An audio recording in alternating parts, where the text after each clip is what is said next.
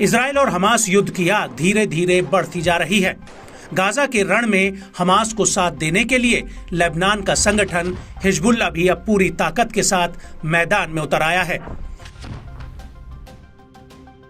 Hezbollah लड़ा के लगातार इजराइल पर बमबारी, लेबनान सीमा से हाल के हमलों में तेजी आई है, जिसके चलते इजराइल दो मोर्चों पर जंग लड़ने को मजबूर होता दिखा है। हालांकि Israeli PM Benjamin Netanyahu Hezbollah से जंग के मूड में नजर नहीं आ रहे।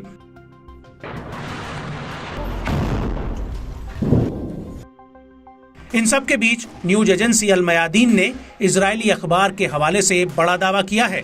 माना जा रहा है कि हालिया दावा इजरायली सेना के हौसलों को पस्त कर सकता है। रिपोर्ट की माने तो आईडीएफ के एक विशेष बल ब्रिगेड के कमांडर कर्नल ओमर कोहेन ने माना है कि हमास और फिलिस्तीनी प्रतिरोध हार से फिलहाल बहुत दूर है।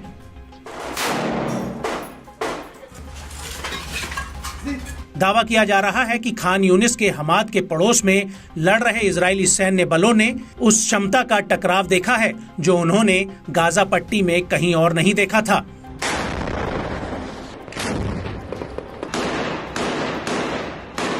इजरायली अखबार हारेज के सैन्य मामलों के संवाददाता ने कोहेन के हवाले से बताया कि हमाद का पड़ोस फिलिस्तीनी लड़ाकों से भरा हुआ है, जो मॉडर्न और एडवांस सैन्य साजो सामान से लैस हैं, जिनका इस्तेमाल इजरायली सैन्य बलों के खिलाफ किया जा रहा है। इसमें खतरनाक विस्फोटक भी शामिल हैं। हमास की कमान और नियंत्रण प्रणाली अभी भी इस इलाके में एक्टिव है। हमास के पास अभी भी यहाँ लड़ाकों को कंट्रोल करने की क्षमता है।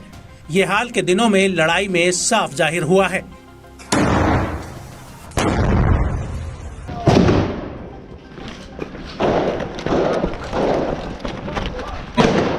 आईडीएफ कमांडर ने इस बात पर जोर दिया कि तीव्र लड़ाई और खान यूनिस के पड़ोस के हर कोने से लगातार उभर रहे लड़ाकों की संख्या से संकेत मिलता है कि ये क्षेत्र हमास के लिए महत्वपूर्ण संपत्ति या मूल्यवान बुनियादी ढांचा रखता है।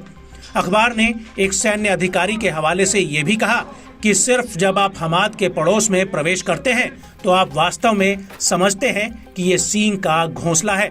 कोहेन को इजरायली सैनिकों के परिवारों की ओर से काफी आलोचना का सामना करना पड़ रहा है, जिन्होंने कहा कि गाजा में लड़ रहे अन्य सैन्य बलों के उलट अपने सैनिकों को महीनों की हिंसक लड़ाई के दौरान कोई छुट्टी नहीं दी है।